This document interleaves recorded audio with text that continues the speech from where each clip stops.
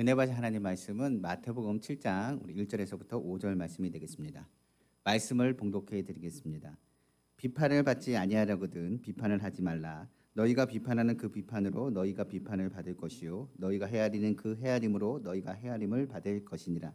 어찌하여 형제의 눈 속에 있는 티는 보고 내 눈 속에 있는 들보는 깨닫지 못하느냐. 보라, 내 눈 속에 들보가 있는데 어찌하여 형제에게 말하기를 나로 내 눈 속에 있는 티를 빼게 하라 하겠느냐. 외식하는 자여, 먼저 내 눈 속에서 들보를 빼어라. 그 후에야 밝히 보고 형제의 눈 속에서 티를 빼리라. 아멘. 저는 오늘 마태복음 7장 1절에서 5절 말씀을 가지고 비판하지 말라라는 제목의 말씀으로 은혜 나누기를 원합니다. 말이란 무생물이 아니라 생명력을 갖고 있다고 이야기합니다. 우리가 아는 것처럼 하나님 말씀을 설명할 때 하나님 말씀은 살았고 운동력이 있고 좌우의 어떤 날성보다 예리하다고까지 성경은 표현하고 있습니다. 하나님의 말씀은 그렇기 때문에 생명을 주기도 하고 희망을 주기도 하며 능력을 주기도 하고 어떤 경우에는 홍과 영감 및 관절과 골수를 찔러서 그 양심에 바른 판단을 할 수 있도록 돕는 것이 바로 하나님의 말씀이라고 말할 수 있습니다. 히브리서 4장 12절에 이렇게 말하죠. 하나님의 말씀은 살았고 운동력이 있어 좌우의 어떤 날성검보다도 예리하여 홍과 영감 및 관절과 골수를 찔러 쪼개기까지 하며 또 마음의 생각과 뜻을 판단한다고 성경은 말씀하고 있습니다. 그러다 보니 성경은 말하기를 말에 대해서 주의할 것을 언제나 강조합니다. 특별히 주님은 이웃에게 비판하지 말라 말씀하시고 오히려 용서해주고 필요를 채워주고 헤아려주고 그의 어려움을 도와주라고까지 말씀하고 있습니다. 이는 말에는 보이지 않는 힘이 있고 이 말은 무엇보다도 그리스도인들 안에서는 사람을 살리는 하나님의 능력의 통로가 되기 때문에 그렇습니다. 우리가 아는 누가복음 6장 37절에 38절에도 동일한 말씀이 기록되어 있습니다. 비판하지 말라 그리하면 너희가 비판을 받을 것이요 정죄하지 말라 그리하면 너희가 정죄를 받지 않을 것이요 용서하라 그리하면 너희가 용서를 받을 것이요 주라 그리하면 너희에게 줄 것이니 곧 후히되어 누르고 흔들어 넘치도록 하여 너희에게 안겨주리라. 너희가 헤아리는 그 헤아림으로 너희도 헤아림을 도로 받을 것이니라 성경은 말하고 있습니다. 결국 말에는 실체는 없습니다. 그러나 사람을 무너뜨릴 수 있는 바로 무기가 되는 것이 바로 말입니다. 사람을 살리는 도구가 될 수 있는 것도 말이고 하나님의 능력과 하나님의 역사를 나타내는 권세가 있는 것도 바로 말입니다. 말의 능력을 알기에 예수 그리스도께서는 비난하거나 비판하지 말라고 말씀하셨습니다. 그럼 왜 믿는 자에게 너희는 비판하지 말라는 부분들을 강조하여 오늘 본문과 같이 말씀하셨을까요? 이 부분을 오늘 나누고 은혜 받는 우리 귀한 성도님 다 되기를 간절히 원합니다. 첫 번째로 비판하지 말아야 하는 것은 다른 것이 아닙니다. 우리가 비판함에 있어서 오히려 비판을 받지 않게 하기 위해서 비판하지 말라고 성경은 기록하고 있는 것입니다. 성경은 마태복음 7장 1절에서 2절 말씀입니다. 비판을 받지 아니하거든 비판하지 말라. 너희가 비판하는 그 비판으로 너희가 비판을 받을 것이요 너희가 헤아리는 그 헤아림으로 너희가 헤아림을 받을 것이니라 성경은 말하고 있는 것입니다. 비판이란 말은 부정적인 말이 아닙니다. 원래 비판의 의미를 보니까 현상이나 사물의 옳고 그름을 판단하여 밝히거나 잘못된 점을 지적하는 것이 바로 비판이라고 말합니다. 의도는 나쁜 의도가 아닙니다. 좋은 의도입니다. 한마디로 해서 비판한다는 것은 그 사람을 어떻게든 바로 잡기 위해서 판단해주고 옳고 그름을 분별해 줄 수 있는 키가 되기 때문에 그렇습니다. 그런데 문제는 이 비판이 비방으로 이어질 수 있다는 사실입니다. 성경에서 말한 것처럼 이 비판이 부정적이거나 조롱의 말, 감정적으로 잘못 받아들일 수 있기 때문에 너희는 비판하지 말라는 주님의 음성이 무엇인지를 우리는 이해해서 알아야 되는 것입니다. 특히 비판할 때는 감정적인 언어를 사용해서는 안 됩니다. 특별히 감정적인 언어는 이 정확한 사실에 의해 이야기하고 판단될 모든 것에 있어서 문제를 발생할 수 있기 때문에 그렇습니다.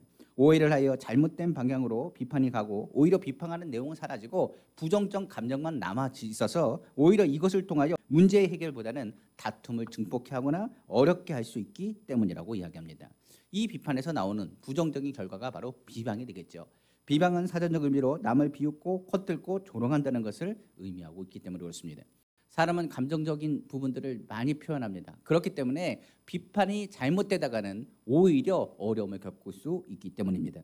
성경에서는 이런 부분들을 많이 이야기하고 있습니다. 비판이 비박이 된 사건이 있죠. 바로 다니엘의 사건입니다. 왕은 다니엘을 칭찬하고 다니엘이 누구보다도 높은 자리에 올렸습니다. 이 모습을 보고 시기하고 질투했던 많은 사람들이 다니엘을 잡고자 했습니다. 그러나 그들의 법으로 아무리 봐도 다니엘에게 흠잡을 것이 없었습니다. 그렇기 때문에 그들은 어떻게 하면 이를 흠잡고 그를 비판하여 비방하여 그를 오히려 어려움을 겪게 할 것인가 그들은 생각했습니다. 그리고 나서 다니엘이 하나님께 기도하는 모습을 보고 아차 이거다라고 생각을 했습니다. 그리고 나서 그들은 법령을 제정하고 왕에게 나갑니다. 왕에게 말하기를 왕이시여 이번 기간 동안에 오직 왕에게 충성하는 모습을 갖길 원합니다. 그러므로 왕 예외 다른 신이나 누구에게 전하는 것을 금지하게 해달라고 이제 요청을 합니다. 왕은 그 얘기를 어떻게 보면 좋게 여겼습니다. 아, 이들이 나를 존경하는구나, 니들이 나를 기뻐하는구나 라고 생각을 했습니다. 그리고 그 도장을 그들에게 찍어주었습니다. 그리고 나서 이제 그들은 다니엘을 봤습니다. 그 도장이 찍혔고 이제 하나님을 섬기고 기도하는지 아니하는지를 바라보았습니다. 그러나 다니엘은 그 기도 시간에 어김없이 창문을 열고 하나님의 성전을 향해서 기도하여 나갔습니다. 이 모습을 보고 왕의 법을 어겼다고 판단하고 왕에게 나가서 오히려 다니엘에 대해서 비판하고 비방하고 조롱하기 시작했습니다. 그리고 더 나아가서 뭐라고 그랬냐, 왕이여 왕의 말씀에 순종하지 않은 다니엘 법대로 그를 사자굴에 넣으소서라고 비판하기 시작했습니다. 비판하는 자는 비판한 자에게서 들어가 그 죄를 묻게 되는 것입니다. 그들은 오히려 다니엘의 사자굴로 밀어 넣었습니다. 그러나 하나님이 살리시고 비판한 그들이 그곳으로 들어가게 되는 사건이 성경에 기록되어 있습니다. 다니엘서 6장 23절에서 24절입니다. 왕이 심히 기뻐서 명하여 다니엘을 굴에서 올라오라 하심에 그들은 다니엘을 굴에서 올린즉 그의 몸이 조금도 상하지 아니하였으니 이는 그가 자기 하나님을 믿었음이로다. 왕이 말하여 다니엘의 참수한 사람들을 끌어오게 하고 그들을 그들의 처자들과 함께 사자굴에 던져 넣게 하였더니 그들이 굴 바닥에 닿기도 전에 사자들이 곧 그들을 움켜서 그 뼈까지도 부서뜨렸더라. 성경은 말하고 있는 것입니다. 그러니까 이들이 했던 것은 바로 감정적인 부분이었습니다. 무엇보다 시기와 질투하는 마음이었습니다. 예수님도 십자가 달리신 것은 다른 것 때문에 그런 것이 아닙니다. 빌라도가 말하기를 빌라도는 알았습니다. 예수님이 죄가 없음에도 알면서 불구하고 그들이 시기하고 분쟁해서 예수님을 십자가에 넘겼다는 것을 빌라도는 알고 있었습니다. 성경에서 말한 것처럼 참수하는 것, 비판하는 것, 비방하는 것, 그러나 결과적으로 예수 그리스도를 통하여 이 비판과 비난했던 모든 참수하는 자들은 언젠가는 멸하게 될 것임을 성경은 강조하고 있습니다. 성경의 최고의 참수자가 있습니다. 바로 사탄입니다. 그는 입에서 저주와 비판의 소리를 달고 답니다. 그러나 최후의 그는 그 참수한 대로 죽음의 불구덩이가 예비되어 있다라고 성경 기록하고 있는 것입니다. 우리도 본능적으로 사람들의 평가하는 것을 좋아합니다. 미안한 얘기고 죄송한 얘기지만 믿는 사람이라고 할지라도 이것에 자유로울 수가 없습니다. 무엇보다 비판하고 판단하는 건 이것은 죄의 성향에 있다는 것을 우리 먼저는 깨달아 알아야 되는 것입니다. 우리는 본능적으로 다른 사람이 비판하는 성향을 갖고 말하기 전에 그 성향을 인지한다면 한 번 더 생각해보고 신중하게 이야기해야 됩니다. 한 번 이야기하기 시작하면 그것을 나중에 후회해도 담을 수 없다는 것을 우리는 알아야 되는 것입니다. 무엇보다도 비판이 비방이 되는 이 실수는 다른 사람들과의 관계에 치명적인 손상을 가져오고 불신과 다툼을 넘어서 가져오는 여러 가지 부작용과 그리고 갈등을 유발시킬 수 있기 때문입니다. 성경에서는 그러므로 비판을 받지 않으려면 비판받지 않는 유일한 길은 비판하지 않는 것이라고 기록되어 있는 것입니다. 비판을 받기를 원하지 않는다? 그러면 비판하지 말고 오히려 비판하는 그 자리에 그 사람에 대한 것을 헤아리는 마음을 가지고 오히려 그 사람을 향해서 기도하는 우리 모습을 갖추기를 다시 한번 주님의 이름으로 축원합니다. 두 번째로 비판하지 말아야 할 것은 다른 것이 아닙니다. 비판할 자격이 우리에게 없기 때문입니다. 비판하지 말라는 말 단순히 평가하지 말라는 의미가 아닙니다. 여기서 이제 뉘앙스로 우리가 알아들을 수 있는 것이 있습니다. 여기서 비판하지 말라, 그럼 너희가 비판을 받을 것이요 라고 이야기하고 있는데 이 의미가 바로 심판 혹은 정죄를 의미하는 의미라는 사실입니다. 그러니까 판단은 단순히 판단으로 끝나는 것이 아니라 그것을 판단하고 심판하고 정죄하는 것을 의미할 수 있는 것입니다. 마태복음 7장 우리 3절에서 5절 말씀은 이걸 잘 설명해 주고 있습니다. 어찌하여 형제의 눈 속에 있는 틀은 보고 내 눈 속에 있는 들보는 깨닫지 못하느냐. 보라, 내 눈 속에 들보가 있는데 어찌하여 형제에게 말하기를 나로 내 눈 속에 있는 틀을 빼게 하라 하겠느냐. 외식하는 자여 먼저 내 눈 속에 있는 들보를 빼어라. 그 후에야 밝히 보고 형제의 눈 속에서 티를 빼리라. 성경 기록하고 있는 것입니다. 한 중년 남자가 있었습니다. 이 사람이 이 아내가 청각이 좀 이상하다고 생각해서 이비인후과에 찾아갔습니다. 오히려 이 이비인후과 의사와 심각한 상담을 이어갔습니다. 내 아내가 지금 청각에 이상이 있는 것 같습니다. 아무리 말해도 잘 듣지 못합니다. 그런데 아내는 말합니다. 나는 청각에 이상이 없다라고 하면서 그것을 인정하지 않으려고 합니다.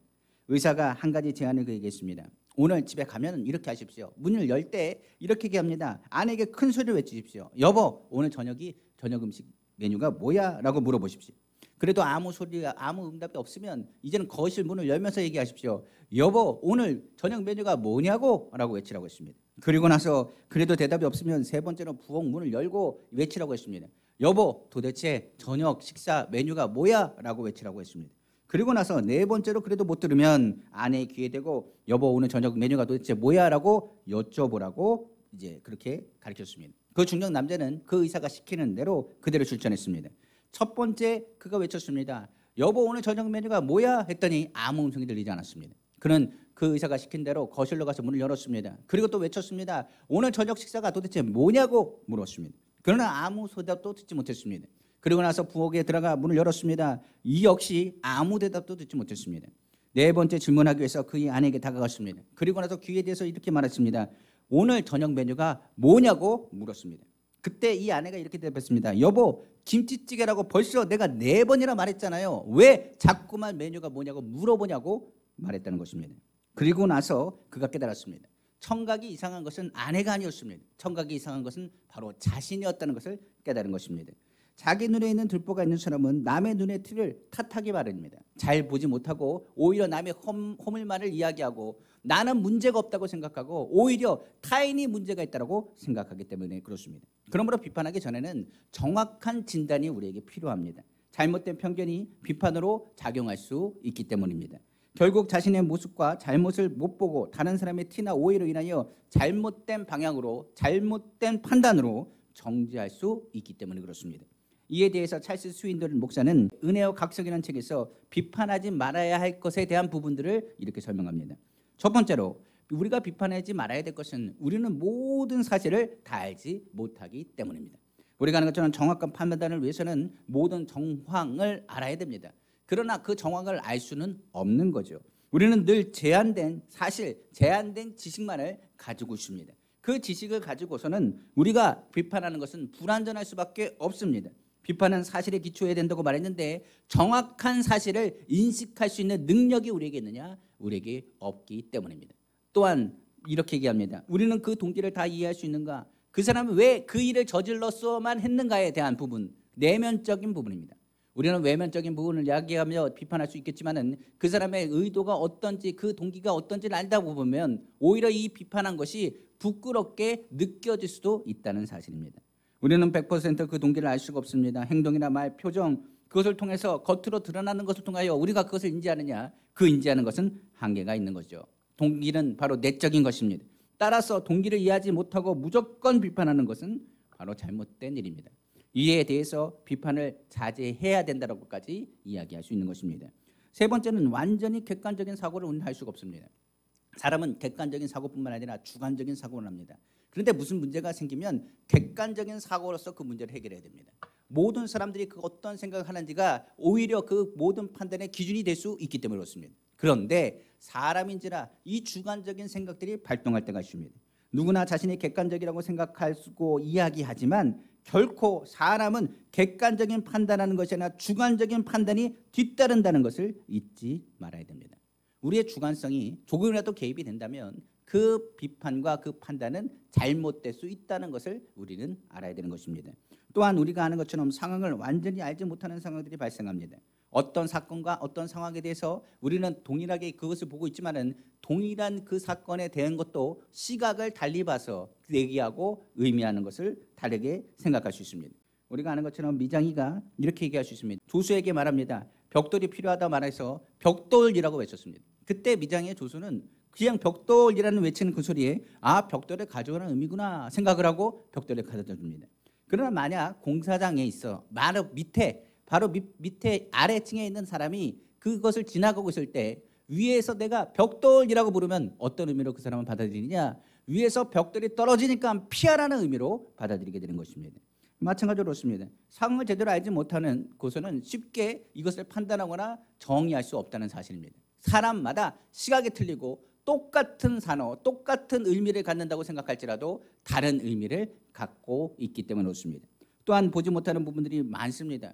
아까도 얘기가 좀 제한적 시각이라고 말했습니다. 더 나아가서 그에게 무슨 사정이 있는지 무슨 환경이 있는지 그 모든 것을 우리는 알 수가 없다는 것입니다.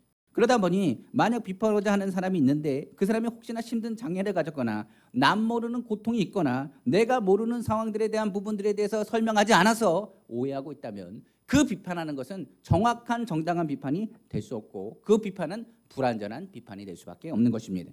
여섯 번째가 되는 것이 바로 편견입니다. 비판하는 것 중에 가장 문제가 되는 것이 바로 편견이 있습니다. 어떤 사람은 이 주관성보다 훨씬 나쁜 것, 그것이 편견이라고 이야기합니다. 어떤 경우에도 상대방에 대한 첫인상, 이것은 뭘로 작용하느냐? 편견으로 작용할 수가 있습니다. 제가 있습니다. 그러나 제가 저 사람을 좋아하는 사람이 있고 저 사람을 싫어하는 사람이 있습니다. 그렇기 때문에 내 말을 듣고 나면 저 사람에 대한 평가가 어떻게 보면 그 사람을 만나보지 않고 이야기하지 않는데도 그 사람에 대한 좋은 이미지가 있을 수 있고 나쁜 이미지가 생길 수 있다는 것입니다. 이것을 바로 편견이라고 말합니다. 그렇기 때문에 편견은 주변에 있는 많은 사람들이 올바른 판단과 올바른 평가를 할 때 문제를 일으킬 수 있습니다. 편견에 적용한다는 것은 굉장히 큰 의미의 가운데서 잔인한 일로 나타날 수가 있습니다. 역사적으로 보면 나치의 편견이 유대인들을 어떻게 했느냐? 600만 명을 가스실로 집어넣은 것입니다. 이렇게 크지 않더라도 우리 이웃의 가슴을 답답하게 해주고 그 아프게 하는 수많은 편견들이 우리 주변에 많이 목격될 수 있습니다. 이는 굉장히 힘들고 어려운 일이라고 말할 수 있겠죠. 또한 마지막으로 우리 자신은 불완전하며 일관성이 없기 때문에 비판하는 것은 자제해야 된다라고 이야기하고 있습니다. 인간은 늘 불완전합니다. 특별히 우리 모습을 한번 생각하면 일관성이 있느냐? 우리 모습은요, 일관성이 없습니다. 유명한 신학자인 C.S. 루이스라는 사람이 있습니다. 이 사람은 자신이 가르치던 옥스퍼드 대학원 학생들에게 일관성이 없는 태도에 가졌던 일화 하나를 소개했습니다. 그 학생에 대한 어떤 학생에 대한 이야기인데 그 어떤 학생은 어떤 저명한 정치가에 대해서 비판하고 비난했습니다. 매우 비판적인 시각을 가지고 그 정치인을 비난하기에 앞장섰던 사람이었습니다. 어떤 파티에 그 정치인이 왔습니다. 그리고 그 청년을 보더니 그 정치인이 이렇게 말합니다. 그 청년을 칭찬하기 시작합니다. 그 청년을 말하기를 이렇게 깨어있는 사람이 어디 있냐고 얘기하고 그의 이름을 높여주기 시작합니다. 그리고 친하게 어깨동무하고 그를 깨안아주고 당신은 참 좋은 사람이 될 거라고 기대한다라고 돌아갔습니다. 그 모습을 보고 나서 그 사람은 그 정치인을 만나고 나서 그 생각이 바뀌기 시작했습니다. 그 정치인을 그전까지는 비판했었는데 그 정치인이 자기를 칭찬하고 그를 높여주고 나서 만나고 나서 그 다음부터는 그 정치인에 대해서 우호적인 시각으로 바뀌고 오히려 그 정치인을 좋게 이야기하기 시작했다는 사실입니다. 오히려 그가 얘기했던 첫 번째 비판했던 시각과 완전히 달라진 시각으로 그를 판단하고 이야기한 것입니다. 이 부분들은 일관성이 없는 모습입니다. 비판할 때 일관성이 없다는 것은 그 비판이 잘못된 것 아니면 그 사람에게 문제가 있는 것입니다. 문제는 우리 모두가 그런 일관성이 없는 모습들을 갖추고 있다는 사실입니다. 그렇기 때문에 성경은 말합니다. 누구를 비판하는 것, 그것은 자제해야 된다. 그리고 예수님께서 말씀하십니다. 비판을 하려면 비판한 자격이 있어야 될 것 아니냐. 너에게 과연 비판할 자격이 있는지를 생각해 보라고 이야기하고 있는 것입니다. 세상은 이런 많은 유혹이 있습니다. 어떤 유혹이냐? 비판하고자 하는 유혹입니다. 판단하고자 하는 유혹입니다. 유혹 속에서 쉽게 헌담과 비판을 즐기고 있습니다. 그러나 예수님은 그런 무리 가운데 들어가지도 말고 오히려 비판하고 싶으면 비판하는 그 자리에 있지 말고 그 자리를 피할 것을 성경은 또한 말하고 있는 것입니다. 우리는 판단하거나 누구를 정죄하거나 누구를 심판할 자격이 없습니다. 비판할 자격이 있으신 분, 유일하게 비판하시는 분은 하나님과 그의 아들 예수 그리스도밖에 없다고 성경은 기록하고 있습니다. 이는 그가 모든 상황을 알고 계시며 알파 오메가가 되시며 모든 일의 결국을 아시고 그는 무엇보다도 공의의 하나님이시라. 좌나 우로나 흔들리지 않고 중심과 올바른 것을 알고 계시며 그 모든 상황들을 보고 계시기 때문에 그렇습니다. 그 하나님은 흔들리지 아니하는 공의의 하나님이시고 외모가 아니라 중심을 보시는 하나님이요 그분만이 온전하기 때문이라고 성경은 기록하고 있기 때문에 그렇습니다. 우리 중에 완벽한 사람은 없습니다. 완전한 사람은 없습니다. 그렇기 때문에 우리가 비판하는 것은 오히려 후에 비판을 받을 수 있는 상황을 만든다는 사실을 기억하시기를 주님의 이름으로 축원합니다. 마지막 세 번째로 비판하지 말아야 할 것은 주님께서도 우리를 비판하지 아니하셨기 때문입니다. 어떤 스승의 제자 중에 남의 말을 하기 좋아하는 사람이 있습니다. 근데 남의 말 하는 것도 좋아하는데 남의 하는 걸로 끝나는 것이 아니라 이 사람이 말을 지어서 남을 헌담하는 일을 기뻐했습니다. 스승은 조용히 제자를 불렀습니다. 그리고 다음과 같이 이렇게 가르쳤습니다. 많은 생명의 수분이요 하멜의 묵이라네 남을 판단하는 말, 비판하고 싶은 말이 있거든 세 가지 문을 통과한 후에 하길 원하느라고 부탁했다고 말합니다. 그때 그 제자가 그게 도대체 어떤 문입니까라고 스승에게 물었습니다. 스승이 이 세 가지 문에 대해서 이야기합니다. 당신이 비판하고자 한다면 첫 번째, 그 비판하는 것이 정확한 사실과 근거에 의해서 나온 말인지를 점검해 봐야 되네라고 말했습니다. 정확한 사실 전반적인 걸 알아야 비판할 수 있다는 겁니다. 아까 얘기했죠. 우리는 정확한 그 정황을 알 수 없습니다. 한쪽 말을 듣고 그 말만 이야기한다면 그 말은 옳은 비판이 될 수가 없는 것입니다. 그래서 그에게 말합니다. 정확한 사실 근거 그것이 없다면 비판하지 말게. 혹시나 모르면 비판하는 것은 옳지 않다라고 이야기합니다. 두 번째 문을 이야기합니다. 자신은 그런 말을 할 자격이 있느냐라고 물으라고 이야기합니다. 당신이 과연 비판할 자격이 있는지를 한 번 더 생각해 보라. 오히려 자신의 위치가 그 위치가 되어 있는지를 물어보고라고 이야기하는 대목입니다. 세 번째 문에 대해서 이렇게 얘기합니다. 과연 이 말이 이웃에 무슨 유익이 있을까 묻고 유익이 있다면 그 문을 통과할 수 있네라고 얘기했습니다. 당신 하는 말이 그 사람에게 과연 유익된 일이 될 것인가? 정말 이 말 한다고 하면 그 사람이 변화되고 좋은 일이 있는가 생각해 보라. 만약 그런다면 그 말을 하시게. 그러나 그렇지 않다면 그 말을 하지 않는 것이 낫겠네라고 스승 가르쳤습니다. 그러나 우리가 하는 것처럼 비판만 하는 말은요. 결코 유익한 일을 만들 수 없고 유익한 말이 될 수 없다는 것을 우리는 알아야 됩니다. 예수님께서 이렇게 말씀하셨죠. 그러므로 비판에 대해서는 아예 비판하지 말라고까지 이야기하셨습니다. 오히려 비판하는 세상을 향해 삶에서 비판이 아닌 용서와 사랑과 희망의 메시지를 보이라고 말씀하고 있는 것입니다. 그러니까 예수님께서 이 땅에 오신 것은 오히려 비판과 조롱을 받으시기 위해 오셨습니다. 그리고 예수님께서 이 땅에 오신 것은 다른 것이 아니라 십자가의 달리심을 통하여 우리의 심령과 우리의 모든 것을 회복하시고 비판받고 비난받는 것을 본인이 친히 담당하셔서 우리로 하여금 무엇하길 원하시느냐? 다시 한번 희망과 용기를 가지고 나아가기를 원하셨다는 사실입니다. 성경에 비난하고 정죄하는 유대인 앞에서 예수님은 현장에 잡혀온 가늠한 여인을 보게 됩니다. 그들은 예수님 앞에 나아가 이렇게 얘기합니다. 예수님, 당신이 말한 율법 그리고 당신이 말한 사랑, 말 그대로 이 사람은 율법을 어긴 사람입니다. 이 어긴 사람에 대해서 당신은 어떻게 하겠습니까? 율법은 판단하기를 그를 돌로 쳐서 죽이라고 말하고 있습니다. 그러나 당신은 늘 얘기하지 않았습니까? 사랑하라면서요, 용서하라면서요. 만약 사랑하고 용서할 이 사람을 봐주면 당신은 율법을 어기는 사람입니다. 그러므로 당신은 비판하거나 정죄하거나 말 전포하는 그 모든 것에 자격이 없는 사람입니다. 그러나 만약 당신이 사랑으로 품어주지 않고 율법대로 행한다고 한다면 율법의 판단은 맞지만은 당신이 말하는 말은 앞뒤가 맞지 않을 것입니다. 그러므로 당신이 어떻게 하는지를 우리는 보겠습니다라고 이야기했습니다.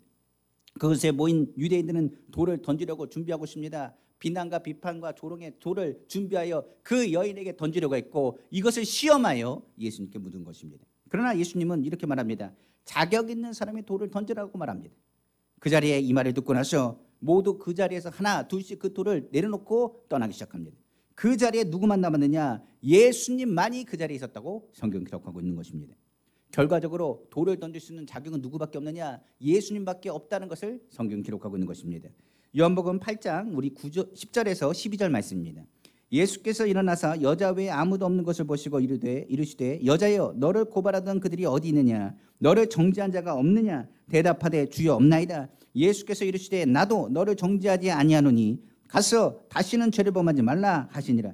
예수께서 또 말씀하여 이르시되 나는 세상의 빛이니 나를 따르는 자는 어둠에 다니지 아니하고 생명의 빛을 얻으리라. 성경 기록하고 있는 것입니다.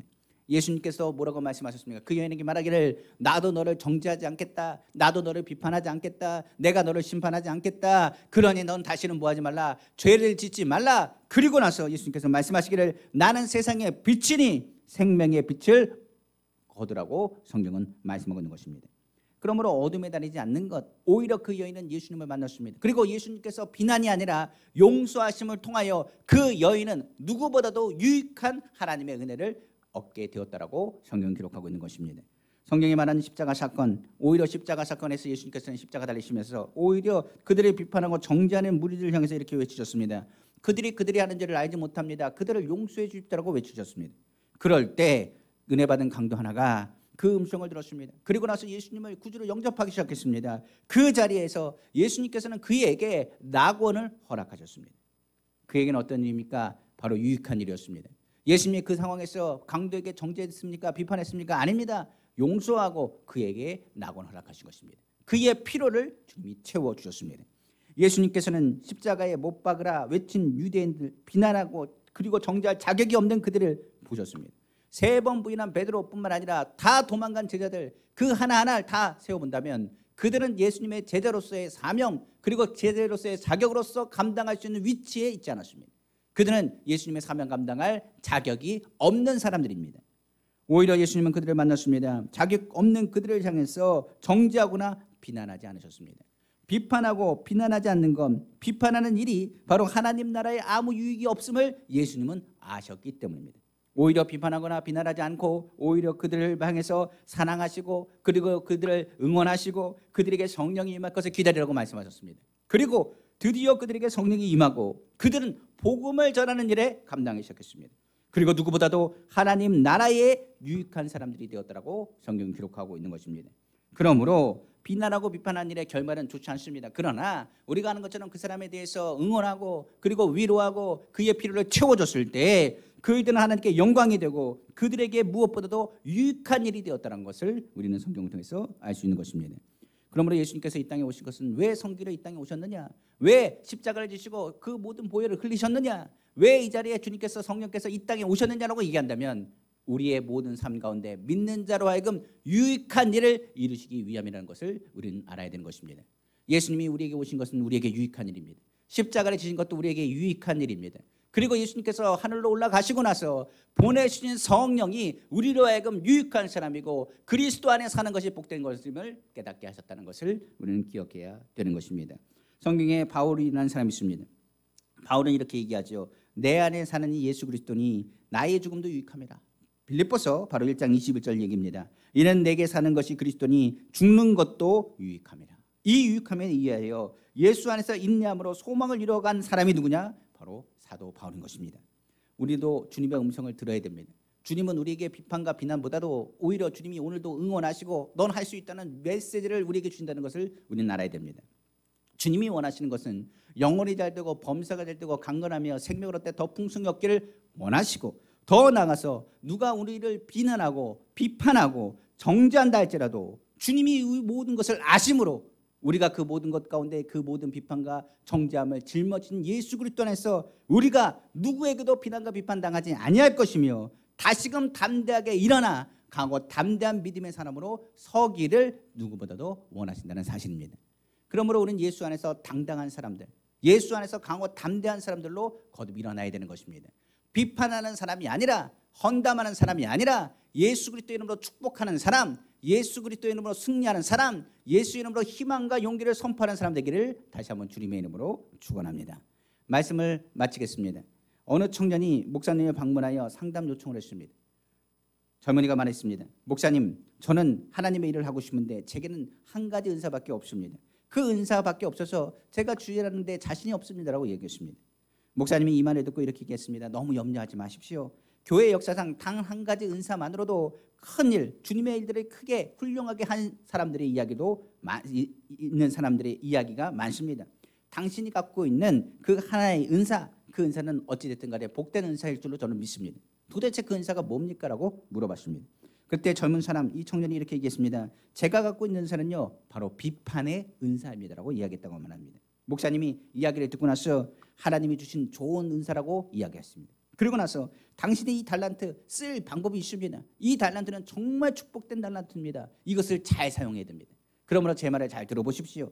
이후로는 그 비판의 은사, 그 비판의 그 은사를 타인을 비판하는 데 쓰지 말고 자기를 비판하는 데 써보시기를 부탁드립니다. 그러면 하나님 안에서 놀라운 일이 일어날 겁니다라고 이야기했다고 합니다. 우리는 비판하기를 좋아하는 죄의 속성을 갖고 있습니다. 그러나 중요한 것은 비판받는 것을 좋아하지는 않습니다. 그러나 비판의 화살, 다른 곳이 아닌 자신에게 비춘다고 한다면 그 비판의 화살이 오히려 우리의 연약함과 부족한 것을 변화시킬 것입니다. 성경은 하나님의 말씀은 우리 삶의 거울이라고 했습니다. 거울은 무엇을 통해서 우리의 연약함과 우리의 더러운 것을 보게 만듭니다. 마찬가지로 비판의 화살은 누구를 향하고 있어야 되느냐? 타인을 향하는 것이 아니라 하나님의 말씀은 바로 나를 향하고 나의 연약함과 부족함에 대한 것을 돌이켜 회복할 수 있는 기회를 얻게 만든다는 것을 기억해야 되는 것입니다. 언젠가 우리는 모두 다 심판대 앞에 서게 될 것입니다. 그리고 우리의 입으로 직고하게 될 것이라고 성경은 말하고 있습니다. 로마서 14장 10절에서 13절에 내가 어찌하여 내 형제를 비판하느냐 어찌하여 내 형제를 업신여기느냐 우리가 다 하나님의 심판대 앞에 서리라. 기록되었으되 주께서 이르시되 내가 살았노니 모든 무릎이 내게 꿇을 것이요 모든 혀가 하나님께 자백하리라 하였느니라. 이러므로 우리 각 사람이 자기 일을 하나님께 직고하리라. 그런즉 우리가 다시는 서로 비판하지 말고 도리어 부딪힐 것이나 거칠 것을 형제 앞에 두지 아니하도록 주의하라고 성경은 말하고 있는 것입니다. 비판하는 자는 비판을 받게 될 것입니다. 정죄하는 자는 다시 정죄함을 받게 될 것입니다.